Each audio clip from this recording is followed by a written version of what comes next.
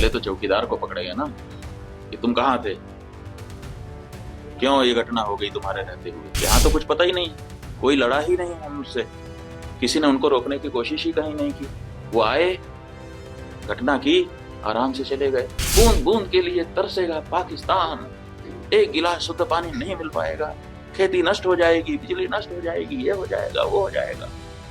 गजब बता रहे थे, ऐसा लग रहा था कि जैसे प्यास तो लग ही गई पाकिस्तान। 22 अप्रैल को जम्मू कश्मीर के पहलगांव में हुए आतंकी हमले के बाद से देश भर में आक्रोश का माहौल है।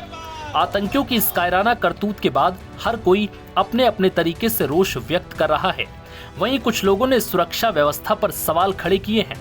जगतगुरु शंकराचार्य, ज्योतिष पीठाधीश्वर स्वामी अविमुक्तेश्वरानंद सरस्वती ने भी बड़ा बयान दिया और हमले के आरोपियों पर कड़ी कार्रवाई की मांग की।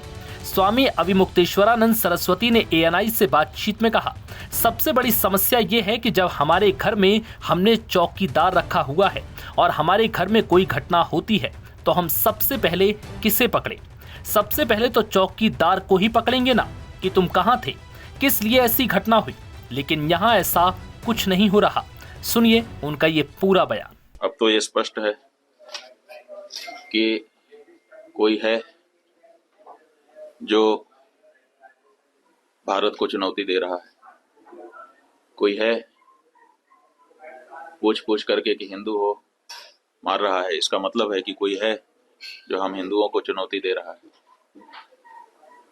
इसलिए भारत देश को चुनौती है तो भारत देश के नेताओं को, हमारी सरकार को उस चुनौती को स्वीकार करके चुनौती देने वालों को सबक सिखाना चाहिए। जहाँ तक हम हिंदुओं का प्रश्न है, एक हिंदू धर्माचारी होने के नाते हम भी अपने हिंदू समाज के लिए चिंतित हैं। हम भी इस बारे में मंथन कर रहे हैं कि हमारी सुरक्षा कैसे सुनिश्चित हो सके, क्योंकि जो सरकारें हैं वो तो कहीं ना कहीं असफल हो रही हैं। हिंदू होने के नाते हमको मार दिया जाता है, मारने वाला सैकड़ों किलोमीटर से चल के आता है, बड़े बड़े हथियार अपने साथ लिए रहता है, एक नहीं अनेक की संख्या होती है, बाहर आराम से आ जाता है, आराम से घटना करता है, 30-40 मिनट रुक करके लोगों को मारता है, पूछता है, ये करता है, वो करता है, और फिर आराम से चला जाता है। कहाँ से आया कहाँ चला गया पता ही नहीं है। तो ये जो घटना है इसने बता दिया है कि हर हिंदू को अपनी सुरक्षा के लिए अब स्वयं सचेष्ट होने की आवश्यकता है। इसलिए हिंदुओं को इस बारे में चिंतन करने की जरूरत है, और अगर आवश्यकता पड़े तो शस्त्र शास्त्र का अभ्यास भी करना चाहिए और धारण भी करना चाहिए, ताकि आवश्यकता पड़ने पर अपनी रक्षा और अपनों की रक्षा वो कर सकें। नाम और धर्म पूछकर गोली मारी गई है।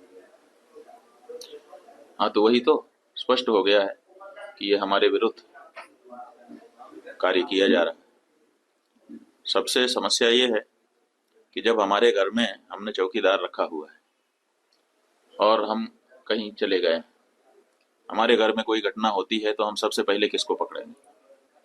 सबसे पहले तो चौकीदार को पकड़ेंगे ना कि तुम कहाँ थे, क्यों ये घटना हो गई तुम्हारे रहते हुए, किस लिए तुमको रखा था। लेकिन यहाँ नहीं ऐसा हो रहा है।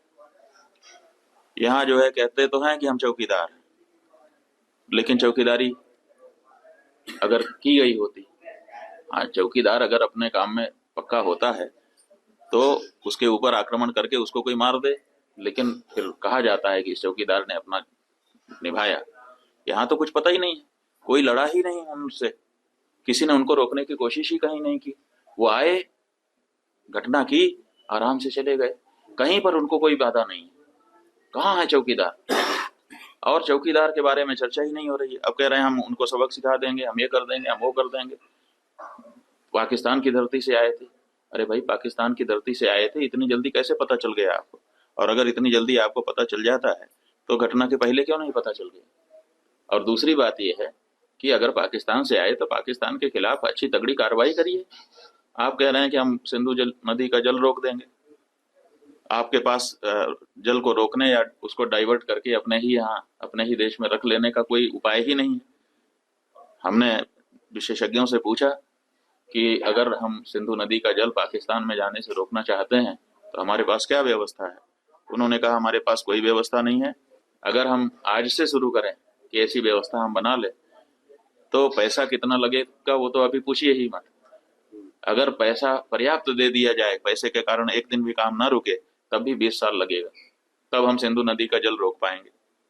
तो ऐसी परिस्थिति में हम ये कह दे रहे हैं कि हम सिंधु नदी का जल रोक लेंगे। और टेलीविजन के एंकर हमने सुना, वो कह रहे थे बूंद बूंद के लिए तरसेगा पाकिस्तान, एक गिलास शुद्ध पानी नहीं मिल पाएगा, खेती नष्ट हो जाएगी, बिजली नष्ट हो जाएगी, ये हो जाएगा, वो हो जाएगा। गजब बता रहे थे, ऐसा लग रहा था कि जैसे प्यास तो लग ही गई पाकिस्तान को। और इधर विशेषज्ञ बता रहे हैं कि हमारे पास पानी को रोक लेने का कोई उपाय ही नहीं है। तो ये जो बातें हैं ये समझ से बाहर है। हमारा ये कहना है कि घटना बहुत बड़ी हुई है, इससे बहुत सारी शिक्षा समझ लेने की आवश्यकता है, सबक लेने की आवश्यकता है। और सबसे पहले जिन लोगों से ये चूक हुई है उनको चिन्हित करने की आवश्यकता है और उनको दंडित करने की आवश्यकता है। उसके बाद अगर कोई बाहरी है तो उसके ऊपर भी प्रहार करना चाहिए। वहीं सिंधु जल संधि सस्पेंड करने के बारे में स्वामी अविमुक्तेश्वरानंद सरस्वती ने कहा कि आप कह रहे हैं कि सिंधु जल संधि को हमने सस्पेंड कर दिया है, लेकिन आपके यहाँ जल को रोक लेने की कोई व्यवस्था है? हमने विशेषज्ञों से पूछा कि अगर पानी हमारे देश में रोक दिया तो हमारे पास क्या व्यवस्था है। विशेषज्ञों ने कहा है कि हमारे पास कोई व्यवस्था नहीं है। अगर हम आज से ये काम शुरू करें तो भी कम से कम 20 साल लगेंगे, तब हम सिंधु नदी का जल रोक पाएंगे। वहीं अब पहलगाम हमले के बाद लगातार सरकार पर भी सवाल उठाए जा रहे हैं। सबसे समस्या ये है कि जब हमारे घर में हमने चौकीदार रखा हुआ है और हम कहीं चले गए, हमारे घर में कोई घटना होती है तो हम सबसे पहले किसको पकड़ेंगे? सबसे पहले तो चौकीदार को पकड़ेंगे ना, कि तुम कहाँ थे, क्यों ये घटना हो गई तुम्हारे रहते हुए, किस लिए तुमको रखा था। लेकिन यहाँ नहीं ऐसा हो रहा है। यहाँ जो है कहते तो हैं कि हम चौकीदार हैं, लेकिन चौकीदारी अगर की गई होती, हाँ चौकीदार अगर अपने काम में पक्का होता है तो उसके ऊपर आक्रमण करके उसको कोई मार दे, लेकिन फिर कहा जाता है कि इस चौकीदार ने अपना निभाया। यहाँ तो कुछ पता ही नहीं है, कोई लड़ा ही नहीं उनसे, किसी ने उनको रोकने की कोशिश ही कहीं नहीं की। वो आए, घटना की, आराम से चले गए, कहीं पर उनको कोई बाधा नहीं। कहाँ है चौकीदार? और चौकीदार के बारे में चर्चा ही नहीं हो रही है। अब कह रहे हैं हम उनको सबक सिखा देंगे, हम ये कर देंगे, हम वो कर देंगे। पाकिस्तान की धरती से आए थे। अरे भाई, पाकिस्तान की धरती से आए थे, इतनी जल्दी कैसे पता चल गया आपको? और अगर इतनी जल्दी आपको पता चल जाता है तो घटना के पहले क्यों नहीं पता चल गया?